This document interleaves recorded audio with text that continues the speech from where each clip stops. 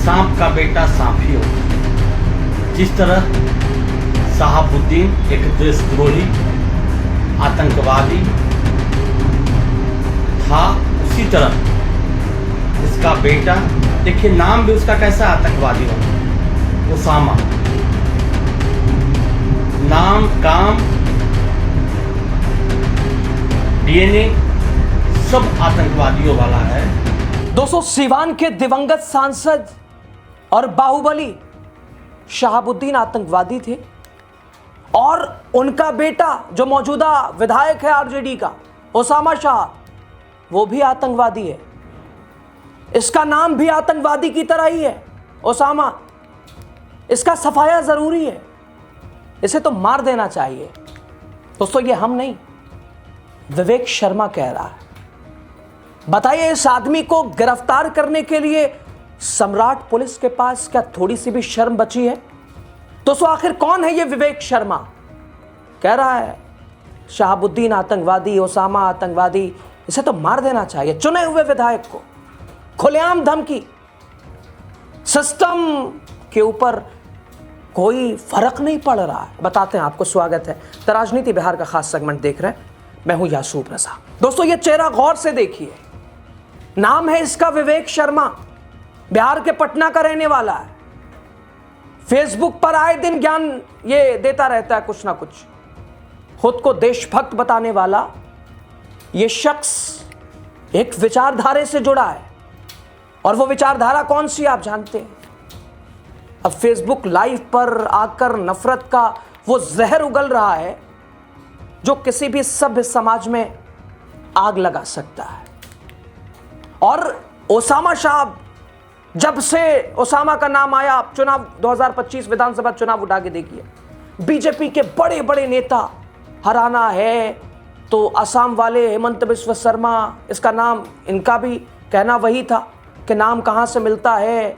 योगी आदित्यनाथ, अमित शाह, सभी ने कहा कि आरजेडी ने किसे बढ़ावा दिया है, क्या है, पूरा जंगल राज को उन्होंने पेश कर दिया। लेकिन उसामा सीवान के रघुनाथपुर सीट से भारी वोटों से जीते, विधानसभा पहुंचे। समाज के हर वर्ग में उनकी अलग लोकप्रियता है, और विधानसभा पहुंचने के बाद कई आरोप भी उनके ऊपर लगे। हाल में आपने वो देखा था, गाड़ी साइड करने वाला, वो उस पर एफआईआर, कहाँ का मामला, कहाँ उसामा को खींचा गया, उस पर डीजीपी का अलग से बयान। फिर हाल फिलहाल आपको याद होगा, अभी बीते दिन उसामा के घर रेड, यहाँ तक डीआईजी, एसपी, पूरे दल बल के साथ सम्राट पुलिस टूट पड़ी थी। और अब ये नफरत देखिए, एक चुने हुए विधायक को किस तरह से फेसबुक पर आकर कोई कह रहा है आतंकवादी है, इसको मार देना चाहिए। रह के क्या करेगा ये? सांप का बेटा सांप ही होगा। जिस तरह शहाबुद्दीन एक देशद्रोही आतंकवादी था, उसी तरह उसका बेटा, देखिए नाम भी उसका कैसा आतंकवादी वाला, उसामा।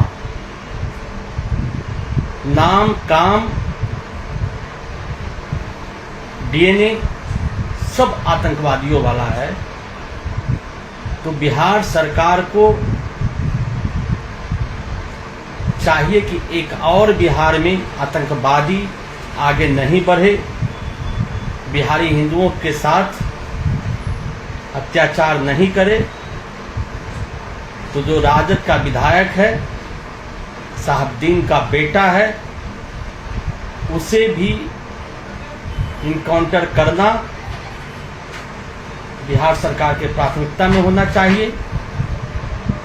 क्योंकि अभी 30 साल के अंदर का है, तब तो उसका देखिए अपराध, माफियागिरी चरम पर है।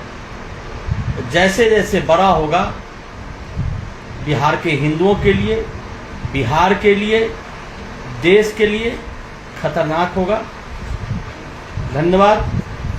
आप इस पे जरूर अपना विचार देने का बिहारी परिजनों को कष्ट करें। दोस्तों, अभी हाल ही में एक जमीन विवाद मामले में दर्ज एफआईआर के बाद उसामा शाह की अग्रिम जमानत याचिका पहले ही लोअर कोर्ट में खारिज हो चुकी थी, जिसके बाद पुलिस ने कार्रवाई की थी। उसामा पर चिकित्सक की जमीन पर जबरन कब्जा करने का चिकित्सक के यानी डॉक्टर के कर्मियों के साथ मारपीट करने का, धमकाने का आरोप था, जो कि महादेवा थाना में मामला दर्ज था। इसमें जिला एवं सत्र न्यायाधीश ने ओसामा शाहब की जमानत अर्जी खारिज कर दी थी।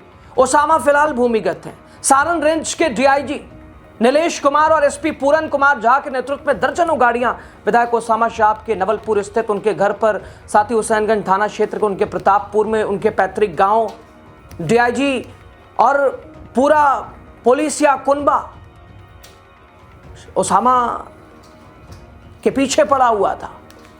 दोस्तों, खैर सवाल ओसामा के राजनीतिक इतिहास का भी नहीं है, वर्तमान और पूर्व का भी नहीं है, सवाल उन पर लगे आरोपों का भी नहीं है, उन पर हुई एफआईआर का भी नहीं है, बल्कि भारत में न्याय करने के लिए अदालतें हैं, पुलिस है, संविधान है। और अगर ओसामा पर एफआईआर है तो देश का कौन सा ऐसा नेता है जो कि एफआईआर या फिर आरोपों से बचा हुआ है, किन पर आरोप नहीं है? या ऐसे जल्लाद कोई बन जाए, फैसला सुना दे, फिर बंद कर दीजिए कोर्ट कचहरी। क्या किसी का नाम आतंकवादी जैसा दिखने पर उसे मारने की धमकी दी जा सकती है? आईपीसी की धारा 506 जान से मारने की धमकी देना, आईपीसी की धारा 153 है समुदायों के बीच नफरत फैलाना, आईटी एक्ट अभी हाल फिलहाल आपने देखा था, थोड़ा सा कोई कुछ भी बोले तो साहब नोटिस और ये और फलाना ढकाना, तो क्या वो भी विशेष के खिलाफ? आईटी एक्ट, सोशल मीडिया पर उसका गलत इस्तेमाल। आखिर पुलिस इन धाराओं का इस्तेमाल विवेक शर्मा पर क्यों नहीं कर रही है? क्या इसलिए कि वो एक खास विचारधारा का है? पटना पुलिस की चुप्पी चुभने लगी है दोस्तों, जब एक विधायक को सरेआम मारने की धमकी दी जाती है। तो ये सिर्फ ओसामा शाहब पर हमला नहीं है, ये उस सिस्टम पर भी हमला है जिसे हम लोकतंत्र कहते हैं। राजनीति में आरोप प्रत्यारोप चलते हैं, लेकिन सफाई की बात करना, ये तालिबानी सोच से अगर ना कहें तो क्या कहें।